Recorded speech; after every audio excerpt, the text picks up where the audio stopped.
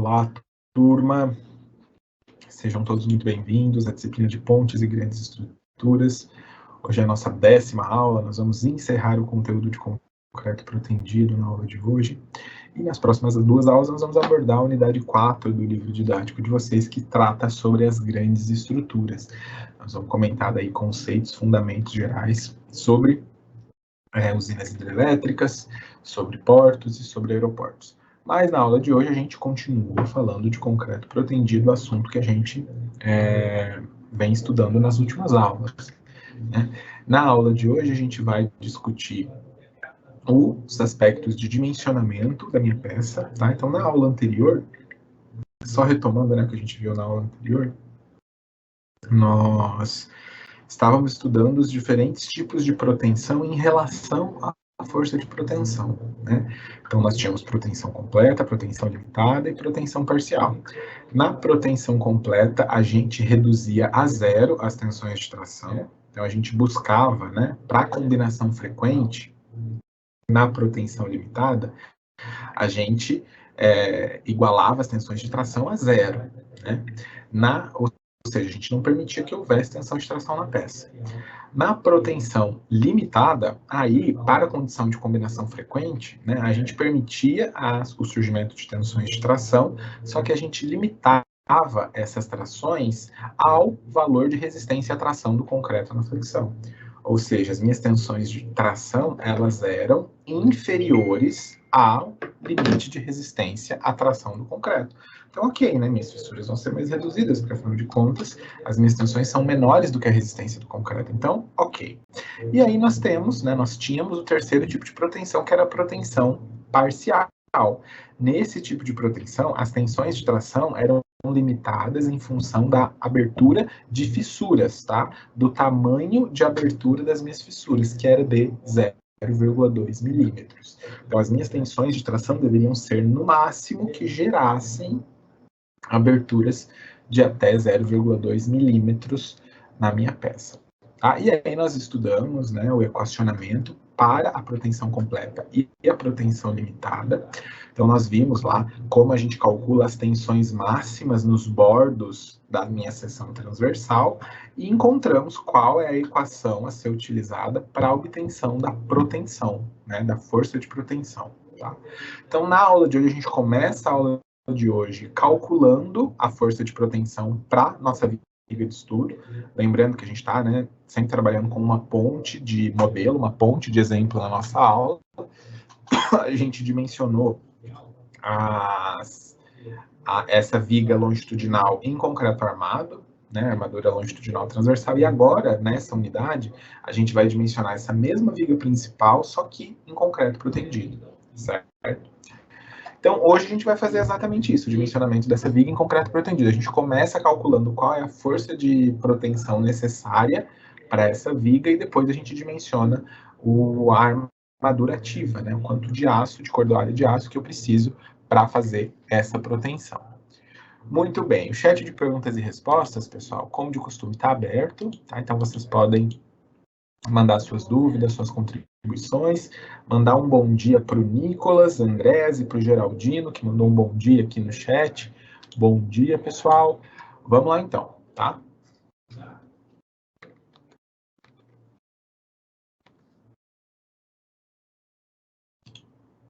Então, hoje nós vamos trabalhar com o dimensionamento da viga principal em concreto protendido.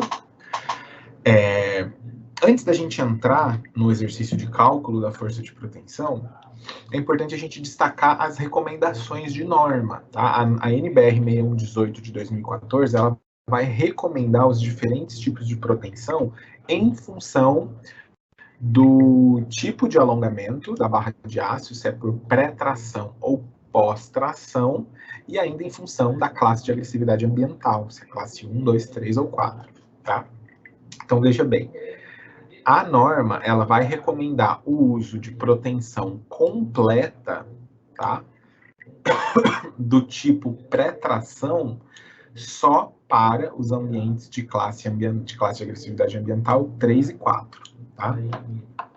Então, se você está dimensionando uma estrutura protendida em um ambiente com uma atmosfera mais agressiva, classes 3 e 4, né, industrial, atmosfera marinha ali, litoral, né, se você está trabalhando com esses ambientes e você quer trabalhar na pré-tração, aí você obrigatoriamente vai ter que trabalhar com a proteção completa, tá? Porque é o que a norma recomenda, tá? Para classes 3 e 4 e pré-tração, é proteção completa. Já a proteção limitada, a norma ela vai recomendar o seu uso na proteção do tipo pré-tração em ambientes de classe de agressividade 2 ou pós-tração em ambientes de classe de agressividade 3 e 4. Tá? Então, ó, aqui, se você estiver num ambiente de classe 3 e 4, né, e aí você quer trabalhar na pós-tração, você pode trabalhar com uma proteção limitada, não precisa ser completa. Tá? Agora, se for pré-tração, aí tem que ser proteção completa. Se for na pós-tração, pode ser limitada. E se você estiver em ambientes com classe de agressividade 2 e quer trabalhar com pré-tração, aí tem que ser a proteção limitada também, certo? Por fim, a proteção parcial, a norma ela vai orientar que o uso dessa proteção tem que se restringir aos casos de pré-tração em ambientes de classe de agressividade 1 ou na pós-tração em ambientes de classe de agressividade 1 e 2. Tá? Então, proteção parcial ela vai ser só usada para ambientes menos agressivos. Certo? Aqui, por exemplo, se você estiver trabalhando com pré-tração, você só vai poder trabalhar com proteção parcial se você estiver em ambientes de classe de agressividade ambiental 1, que aí é zona rural, né? São construções rurais, que é um ambiente pouquíssimo agressivo. Tá? Então, se você quiser trabalhar com proteção parcial, só se você estiver em classe 1 de agressividade ambiental, tá? Já na pós-tração, você pode aplicar proteção parcial em ambientes de classe 1 e 2. Ok? De norma vão nos orientar em relação à resolução do nosso exercício. Então, vamos à nossa primeira situação problema. Você está trabalhando como trainee na parte de engenharia estrutural e está responsável pela proteção das vigas do projeto da ponte. Né? E aí a pergunta que você precisa responder primeiro, precisa calcular, é qual a força necessária de proteção para esse caso. Então, veja que é aquela nossa viga principal, que a gente já está familiarizado, né? Nós dimensionamos ela em relação às suas armaduras de flexão, estribo, como se ela fosse uma estrutura em concreto armado convencional, e agora a gente vai pensar essa viga principal como uma estrutura de concreto protendido. Mais algumas informações aqui que nos serão muito úteis na hora de dimensionar a viga, tá? Então, ó, se trata de uma região industrial, classe 3 e 4, o FCK do concreto é 40 MPa, a área da seção transversal da peça já nos foi dada, 1,45 metros quadrados. O momento de inércia, ó, o exercício já nos deu também, que bom, porque essa peça, né, essa seção T aqui, ela seria, a gente teria um trabalho enorme para calcular o momento de inércia, então, e o Y do CG também. Então, né, aqui a gente não está em resistência dos materiais, né, nós não estamos querendo calcular as propriedades geométricas da nossa peça ali, momento de inércia, YCG, não. A gente está em concreto, então faz todo sentido o exercício já nos dar essa informação, né? Então, o momento de inércia é 0,5368 metros a quarta e o Y do CG, ou seja, a distância, tá? A distância entre o eixo do CG da peça até o bordo mais tracionado, tá? Essa distância aqui, que é justamente a distância até a face, onde a gente vai calcular a tensão máxima, né? Essa distância é 1,507 metros, ou 150,7 centímetros, né? Como está no desenho. O passo é decidir em relação ao tipo de proteção. Eu vou voltar nos slides lá atrás, tá? Ó, então, a gente está num ambiente de classe 3 e 4, certo? Então, a gente não vai poder trabalhar com a proteção parcial, esquece, ela é só para classe 1 ou classe 1 e 2. A gente pode trabalhar com a proteção limitada, tá? Ó, em classe 3 e 4, se a gente estiver trabalhando com a pós-tração, ou se eu estiver trabalhando com a pré-tração em ambientes 3 e 4, aí tem que ser proteção completa. Tá? Então, eu vou poder usar completa ou limitada, em função aí se eu for preferir trabalhar na pré-tração ou na pós-tração. Vou voltar agora para o slide do exercício. Ó, então, as nossas duas hipóteses são essas, tá? Se eu vou poder trabalhar com a proteção completa se eu trabalhar na pré-tração, tá? Já que o meu ambiente é classe 3 e 4, ou se eu quiser trabalhar com a proteção limitada, aí eu tenho que trabalhar na pós-tração, certo? Bom, como a gente optou, né, a gente já discutiu anteriormente que a pós-tração seria uma solução interessante para essa viga, porque aí, como é uma viga que está biapoiada com balanços nas suas duas extremidades, a gente sabe que nós vamos ter momento positivo e momento negativo na região de apoio, né? Então, seria interessante que a gente trabalhasse na pós-tração, porque na pós-tração nós podemos aplicar curvatura no nosso cabo, né, para garantir que a gente tenha armadura de proteção nas regiões que serão tracionadas com o carregamento, tanto na região de momento positivo quanto na região de momento negativo. Né, que nos apoios onde eu tenho momento negativo, né, a região tracionada, ela se inverte, ela fica ali na parte superior da seção transversal, por isso que eu preciso ter armadura de proteção naquela região. Eu vou tentar acompanhar a minha armadura de proteção mais ou menos aí conforme o meu diagrama de momento fletor. Então, já quero, né, justamente dar essa curvatura nos meus cabos de proteção, variar as ordenadas da minha armadura, nós vamos trabalhar com a pós-tração. Então, se a gente está trabalhando com a pós-tração, nós podemos utilizar a proteção limitada, certo? E aí, para o cálculo das forças de proteção, nós vamos utilizar as equações que a gente, né, deduziu, encontrou na aula passada, para a situação de proteção limitada. Nós vamos fazer as verificações de norma. Lembra que a norma exigia, tanto para proteção completa quanto para proteção limitada, que fossem verificadas, né, duas condições de serviço, dois tipos de combinação. Aqui nós vamos calcular a força de proteção seguindo o que a norma exige, tá? Bom, então nós temos que verificar duas condições de serviço ali, né? Nós precisamos fazer a combinação frequente e a combinação quase permanente para a proteção limitada. Então, no primeiro passo, é de fato calcular o nosso momento de cálculo para essas duas combinações, combinação frequente e combinação permanente. Me dá só um minutinho, pessoal, que eu volto, tá? 5 segundinhos.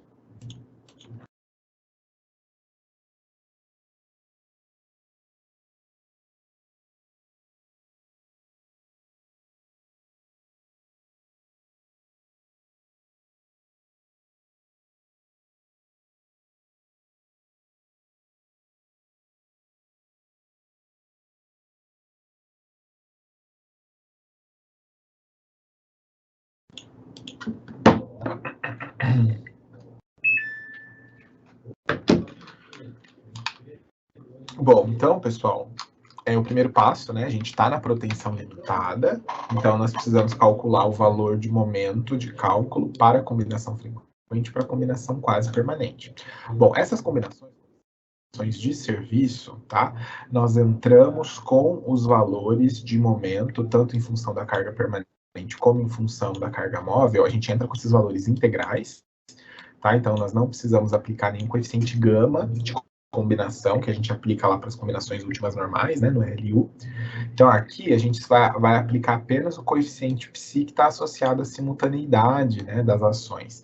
Então, para as combinações frequentes, tá? Para a combinação frequente, esse coeficiente psi é 0,5. E lembra lá, essas equações, pessoal, nós vimos na aula passada, mas elas são todas, né? Acho que vocês já conhecem bastante, elas são as equações de combinação lá da norma de ações em estruturas, né? Então, a combinação frequente, a gente vai aplicar o coeficiente psi, que vai ser de 0,5, e o coeficiente psi vai multiplicar apenas a nossa ação móvel, tá? A nossa carga móvel, né? No caso aqui, é o momento fletor em função da carga móvel. E para a combinação quase permanente, esse coeficiente psi, que multiplica, né, a nossa ação variável de carga móvel, esse coeficiente psi para combinação quase permanente é 0,3, tá? Então, o que muda de uma combinação para outra é esse coeficiente psi. Então, a combinação frequente vai ser o seguinte, ó, é momento mg, meu momento em função da carga permanente, 2.747,5 em seu valor integral, mais o coeficiente psi, que é 0,5, vezes o momento em função da carga móvel, que é 4.575,10. Isso me dá um momento de cálculo para a combinação frequente de 5.035,05. E aí, para a combinação quase permanente, eu faço a mesma coisa, só que eu multiplico o coeficiente, eu multiplico a carga móvel por um coeficiente psi de 0,3. Tá? Então, 2.747,5 mais 0,3 vezes 4.575, eu tenho um momento de cálculo para a combinação quase permanente de 4.120,03. Então, a partir desses dois momentos aqui, pessoal, a gente vai calcular as nossas forças de proteção. Eu vou calcular as forças de proteção para essas duas condições, para o momento da combinação frequente e para o momento da combinação quase permanente. Antes de fazer esses cálculos, existem alguns parâmetros que precisam ser calculados previamente, tá?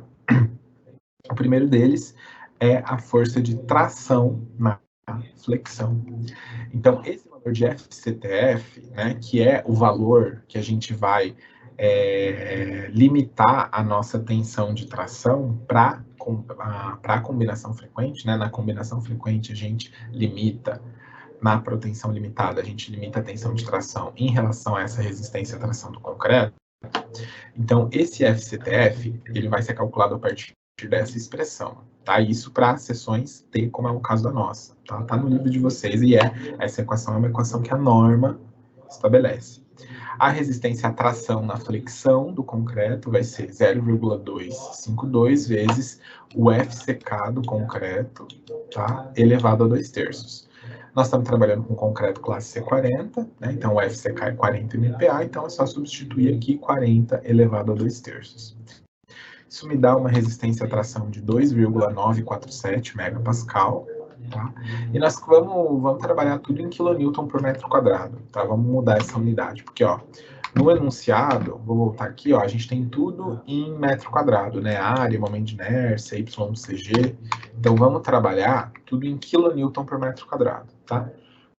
Então, aí, para transformar megapascal para kilonewton por metro quadrado, é só multiplicar por 1.000, né? Então, nós temos 2.947 kilonewtons por metro quadrado. Por quê? Megapascal é o quê? Meganewton por metro quadrado. Né? Então, 1 meganewton é 1.000 kilonewtons. Então, 1 megapascal é 1.000 kilonewtons por metro quadrado, certo? Por isso que a gente multiplica por 1.000. E aí, nós vamos calcular ainda o módulo de resistência WI. O módulo de resistência, por definição, é a relação, né, a razão entre o momento de inércia e a altura do CG da minha seção, em relação, nesse caso da nossa figura, né, em relação à borda mais tracionada. Então, o módulo de resistência vai ser o momento de inércia, que o enunciado nos deu, é 0,5368, dividido pelo Y do CG, que o enunciado também nos deu, 1,507. Tá? Essa relação aqui nos dá um módulo de resistência de 0,3562 metros a terceira. E aí, a gente já pode calcular esses valores de proteção. Lembrando que, ó, para calcular a força de proteção, a gente precisa do módulo de resistência, nós calculamos, a gente precisa da área, o enunciado nos deu, o FCTF a gente já calculou, o momento da combinação a gente calculou, só que nós precisamos ainda da nossa excentricidade, tá? E aí, pessoal, aqui o livro de vocês está errado, tá? Então, depois que vocês estiverem dando uma olhada no livro, reparem nisso aqui, tá? E corrijam lá, porque o livro, ele adota uma excentricidade de forma errada, tá? Então, a resolução desse exercício no livro não está correta. A excentricidade, veja bem, é a diferença, tá? A distância entre o CG da figura e o eixo de aplicação da força de proteção, que nesse caso a gente está considerando que aqui, ó, que nós temos a força de proteção sendo aplicada, né, na base da viga a uma distância de 10 centímetros de cobrimento da face inferior, tá? Então, qual que vai ser a distância, né, de excentricidade da aplicação da força de compressão aqui do eixo da minha armadura até o eixo do CG da figura? Bom, vai ser o Y do CG, que é 150,7 ou 1,507, né? Menos esse cobrimento de 10 centímetros que a empresa de vocês exige que a viga tenha, né? Então é o Y do CG menos o cobrimento C, 1,507 menos L10. Então, essa excentricidade E, essa distância aqui, né, é 1,407 metros. Ok? Alguma dúvida, pessoal? Vocês podem ir mandando aí se as dúvidas forem surgindo, tá? Vamos agora, então, calcular a força de proteção primeiro para a combinação frequente. Tá? Para a combinação frequente, na proteção limitada, a gente calcula a força de proteção a partir dessa expressão. Lembrando que nós limitamos, ó, a tensão de tração em função da resistência à tração na flexão do concreto. Então, a força de proteção vai ser o momento de cálculo na combinação frequente, que é 5.035,04, dividido pelo módulo de resistência, calculamos, é 0,3562, menos a resistência à tração do concreto, ó, que é 2.947, né? Tudo isso dividido por 1 sobre a área, que é 1,45 metros quadrados, então 1 sobre 1,45, mais a excentricidade, que é 1,407 metros, dividido pelo módulo de resistência, que é 0,3562. Quando eu faço essa conta, isso me dá uma força de proteção igual a 2.411,46 kN. Vamos guardar essa informação. E vamos agora calcular a força de proteção para a segunda condição, que é a combinação quase permanente. Na combinação quase permanente, para proteção limitada, a norma exige que a tensão de tração seja igual a zero. Então, para esse estado de serviço de combinação quase permanente, a tensão de tração tem que ser nula. Por isso, né, que antes a equação aqui a gente subtraía por FCTF, para a combinação quase permanente, aqui é zero, né? Então, a minha equação fica dessa forma, ó. Momento de cálculo da combinação quase permanente, que é 4.120,03, dividido por módulo de resistência W, que é 0,3562, sobre 1 sobre A, que é 1 sobre 1,45, mais a excentricidade, que é 1,407, dividido pelo módulo de resistência 0,3562. Isso me dá uma força de proteção de 2.492,98. Agora, pessoal, a gente precisa escolher qual é a força de proteção que a gente vai adotar no nosso cálculo, né? Bom, se a força de proteção tem que ser maior que 2.411 e maior que 2.492, eu vou adotar sempre o maior dentre esses dois valores. Tá? Então, eu calculo a minha força de proteção de acordo com as combinações e com os estados de serviço que a norma exige, em função aí se a proteção é limitada ou completa, né? Então eu calculo as minhas forças de proteção e escolho o maior dentre esses dois valores. Então, entre 2.411,46 e 2.492,98, esse é o meu maior valor, né? O valor da minha combinação quase permanente é a força de proteção que eu vou utilizar nos meus cálculos. Então, pego aqui, ó, 2.492,98. Só que, pessoal, temos ainda mais um ponto, tá? A gente precisa considerar as perdas de proteção. Lembra lá que o ideal é que se considere pelo menos 20% de perda de proteção, considerando 10% de perda de proteção imediata e outros 10% de perda progressiva. Então, nós precisamos obter a proteção inicial, que eu vou aplicar no momento do alongamento da armadura, preciso considerar essa perda de proteção de 20%. Então, para calcular a proteção inicial, é só dividir a proteção final, que é 2.492,98, né? Esse valor calculado. Eu divido tudo isso por 1 menos a minha perda de proteção, que é 20% ou 0,20, tá? 1 menos 0,20. Isso me dá uma proteção inicial de 3.116,21. Então, essa é a força que eu preciso aplicar no momento do alongamento da peça. Essa é a minha força de proteção na hora que eu for fazer a proteção da peça. Eu preciso aplicar 3.116,22 kN, ok? Bom, tá, então aqui nós temos, né, o resultado final do nosso exercício, tá? Essa é a força de proteção. Agora nós vamos fazer o dimensionamento dessa peça, né? E para fazer o dimensionamento dessa peça, eu vou recuperar alguns conceitos que a gente viu lá na nossa primeira aula de proteção, ok? Olha só, lembrando que diferentemente do aço CA50, 60, utilizado no concreto armado, né? Os aços de concreto protendido, CP 190, 210, eles vão apresentar dois limites, tá? Eles apresentam o limite atração, que é o limite de ruptura, FPTK, e o limite de escoamento, FPYK. Então, o aço CA50, ó, ele tinha um único limite, que era o limite de escoamento, FPYK, e aí entrava no patamar de escoamento e não tinha mais aumento de tensão. Agora, no aço para concreto protendido CP, ele atinge o limite de escoamento FPYK e depois ele ainda tem um aumento de tensão até a sua ruptura. Tá? Então, nós temos dois limites, um limite de escoamento e um limite de ruptura. O limite de ruptura é o limite que é informado na classificação dos aços, né? Então, por exemplo, o aço CP190 é um aço que tem um limite de ruptura FPTK de 190 kN por centímetro quadrado ou 1.900 MPa. Tá? E aí, para calcular o FPYK, patamar de escoamento, você pode trabalhar com essas duas equações, ó, essas duas expressões. O FPYK vai ser igual a 0,90 da resistência última do FPTK para aços de relaxação baixa RB.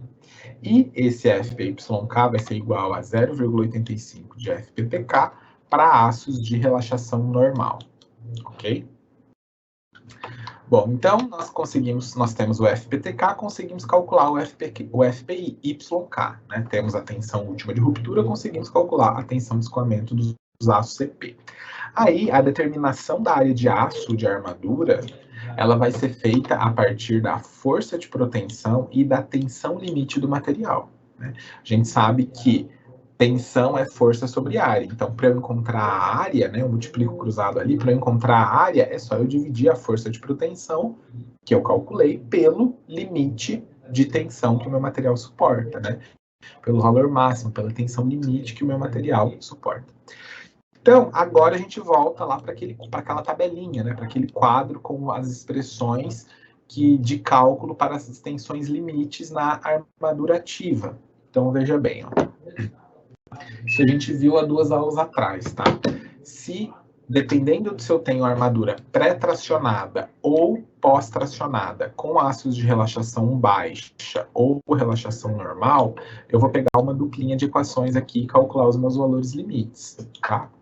Então, ó, as minhas duas equações para valor limite vai ser sempre uma em função da tensão de ruptura FPTK e uma em função da resistência de escoamento FPYK. Tá? Por exemplo, eu estou trabalhando com a pré-tração e um aço de relaxação normal. Então, eu pego essas duas equações aqui, ó, eu vou calcular a tensão limite como sendo menor ou igual a 0,77 da tensão de ruptura FPTK ou menor ou igual a 0,90 da tensão de escoamento FPYK. Dentre esses dois dentre esses dois valores, eu vou pegar o menor valor para ser o meu valor de tensão limite. Tá? Muito bem. Aí, uma vez que a gente calculou a tensão limite, sigma, aí para calcular a área de aço, basta dividir a força de proteção pela tensão limite calculada. E aí eu encontro a minha área de aço calculada.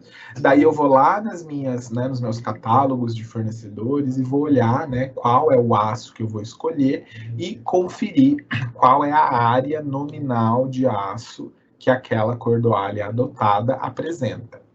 E aí, para encontrar o número de cordoalhas, né? O número de cordoalhas, basta dividir a área de aço calculada pela área de aço de uma cordoalha, certo? E aí você vai arredondar esse valor para o número inteiro imediatamente superior, igual a gente fazia com as barras de aço, né? A gente divide a área calculada pela área da bitola de uma barra, aqui a gente faz a mesma coisa, né? Divide a área de aço pela área de uma cordoalha, né? A área da seção transversal de uma cordoalha, para encontrar quantas cordoalhas eu preciso. A gente sempre arredonda para o valor superior, né? Para o maior valor imediato ali. E aí, encontramos esse número de cordoalhas. Para calcular a área de aço efetiva, de fato, quanto você está colocando, é só pegar esse número de cordoalhas e multiplicar pela área, né, de uma cordoalha, e aí você tem, né, a área efetiva que você colocou na armadura de fato. Bom, aqui o livro de vocês traz essa tabela com alguns valores de referência, tá? Ele resolve a partir desses valores de referência também, só que aí, né, se vocês forem trabalhar na área, for trabalhar com projeto, aí vocês vão ter que consultar as tabelas e os catálogos de fornecedores, tá bom? Então, por exemplo, o CP 175RB é uma área nominal de 94,2, o 100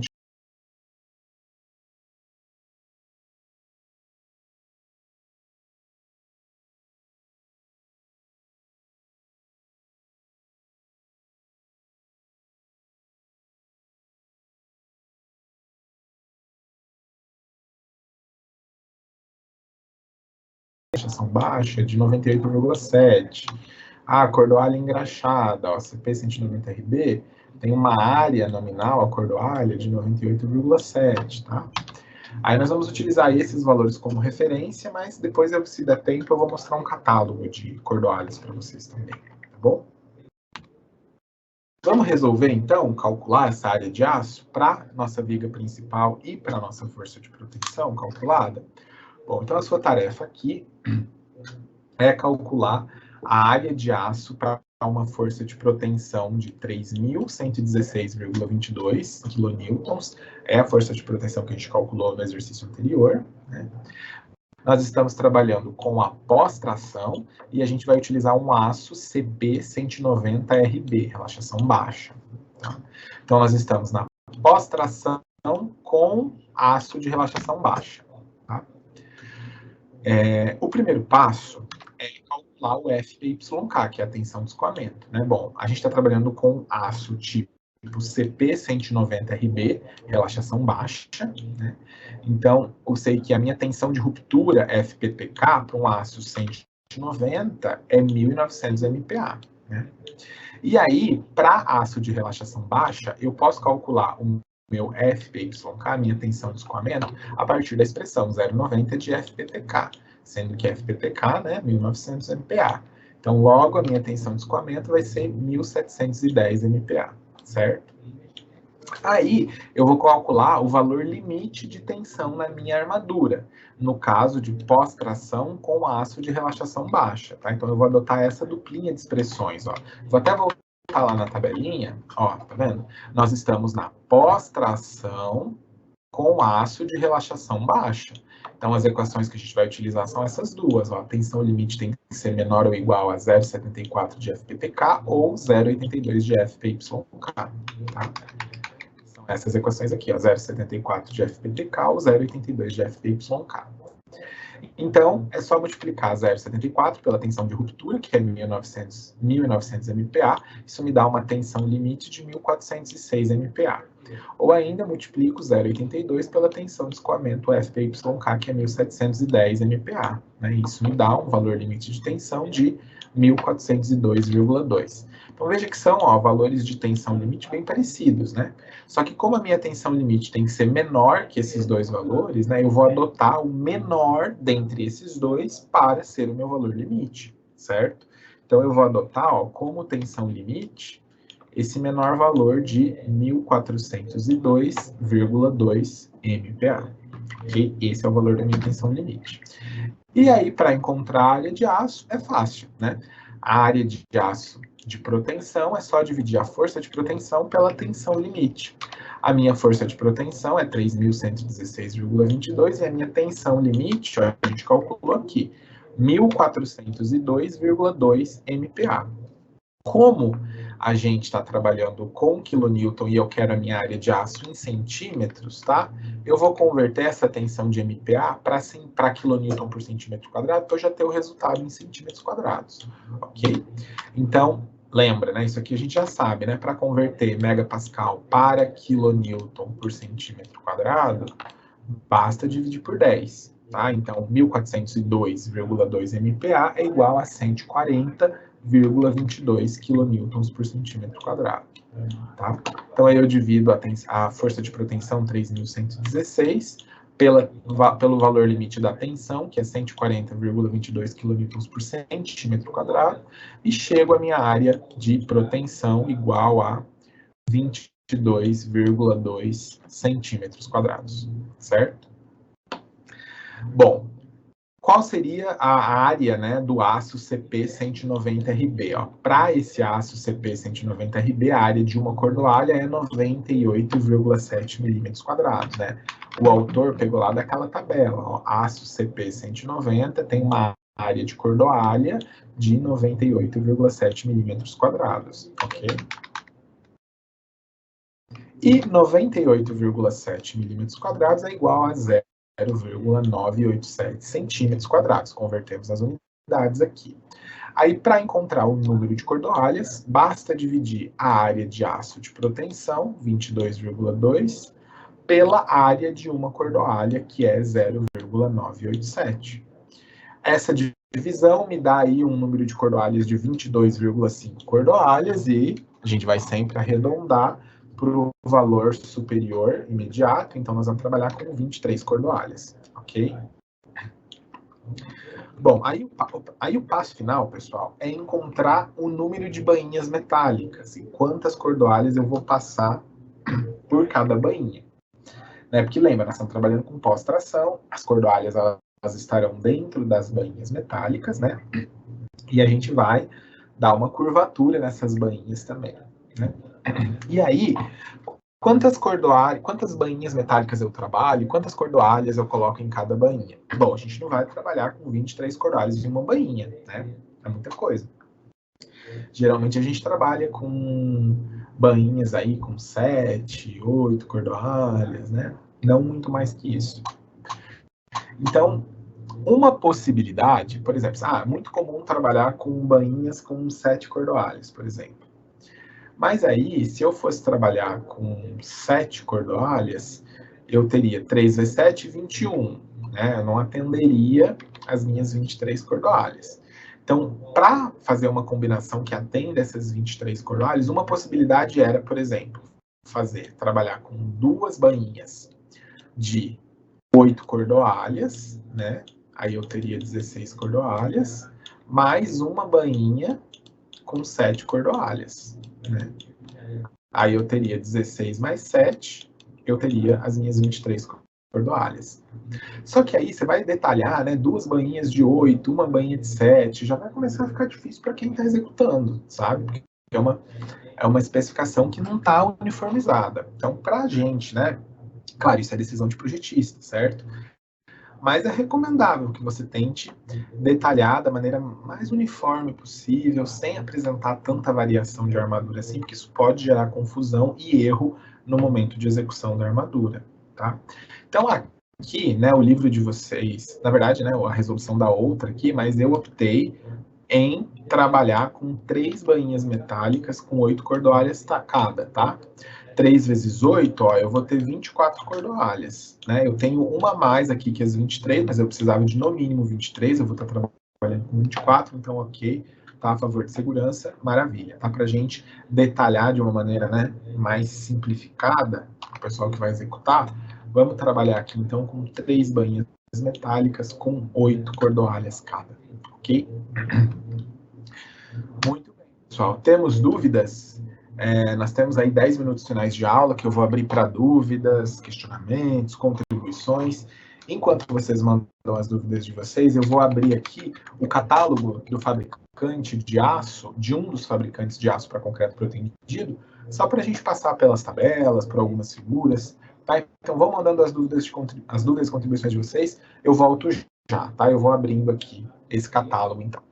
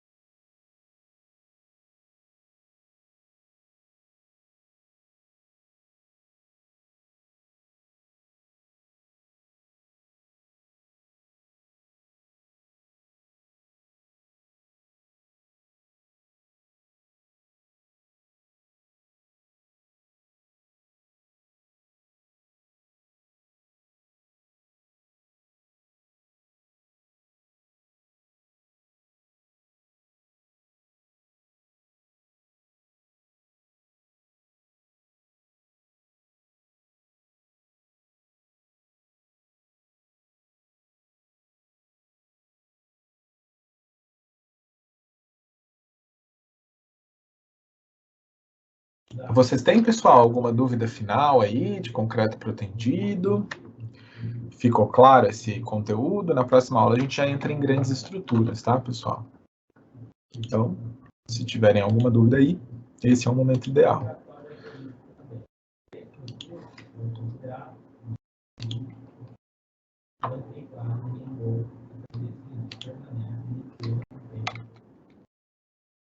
Ó, vou compartilhar para vocês agora, pessoal, o PDF, né, de um catálogo de fios e cordoalhos para concreto protendido.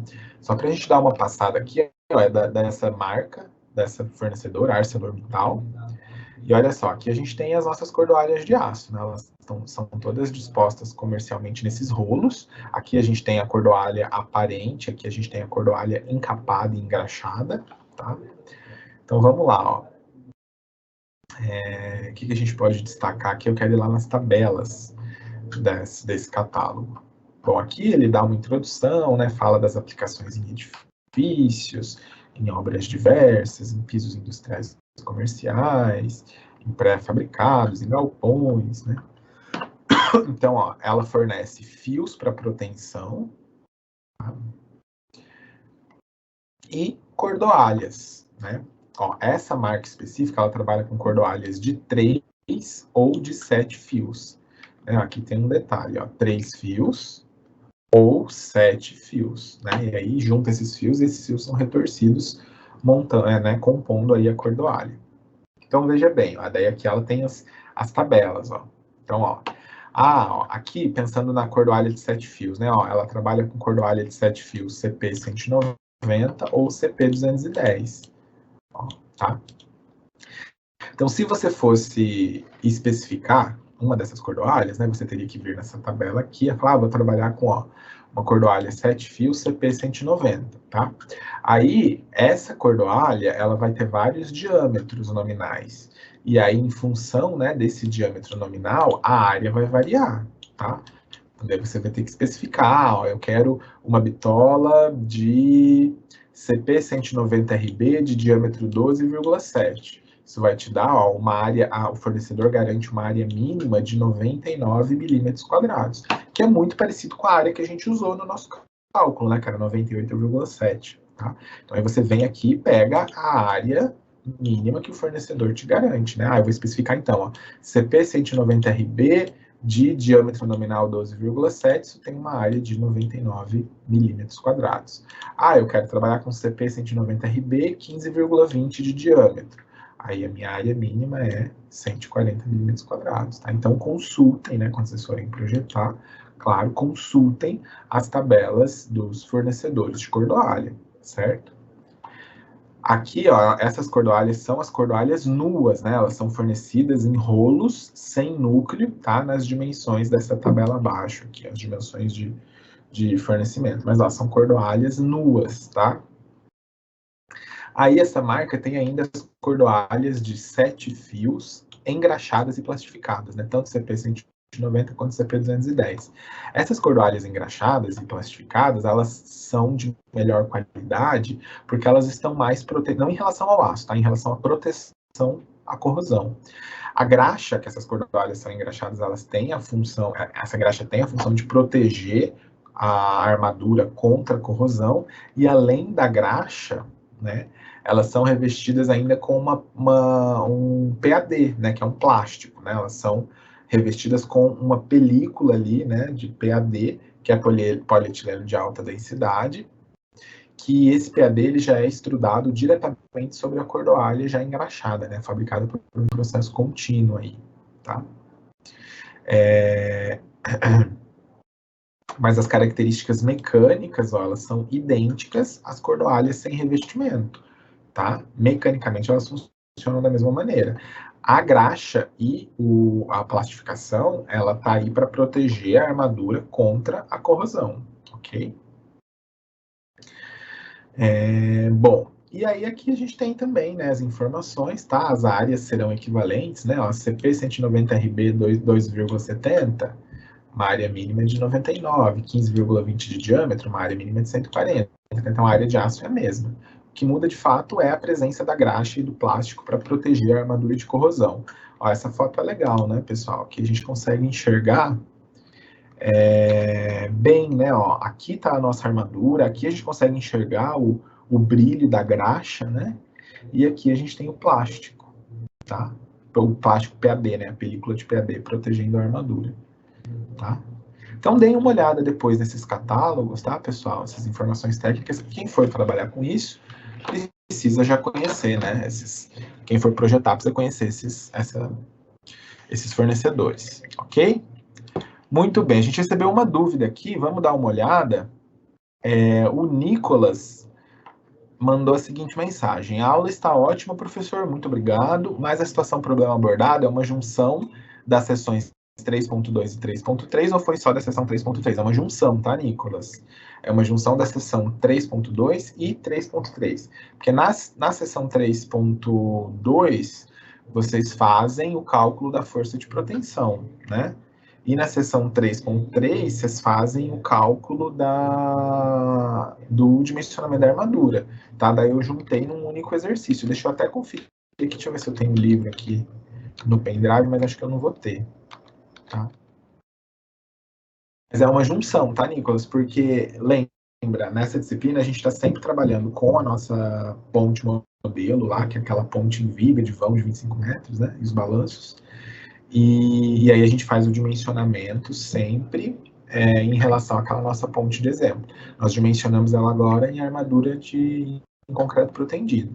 Então, eu juntei, tá? Essas situações problema da unidade 3, da unidade 3, eu juntei as situações problemas em um único exercício de dimensionamento, tá? Então, nós calculamos a força de proteção e depois calculamos a armadura de aço, tá? É isso aí, eu acho que no livro elas estão separadas. Tá? Depois dá uma conferida lá, mas acho que no livro elas estão separadas. Só reforço, pessoal, aquela questão da excentricidade que o livro adota errado, tá? Ele adota uma outra excentricidade lá que não confere com a excentricidade real que precisa ser considerada ali. Tá? Daí dá uma atençãozinha lá na hora de ler o livro, beleza? Beleza, Nicolas. Entendido, então. Mais nenhuma dúvida, pessoal? Temos aí um minutinho final, hein?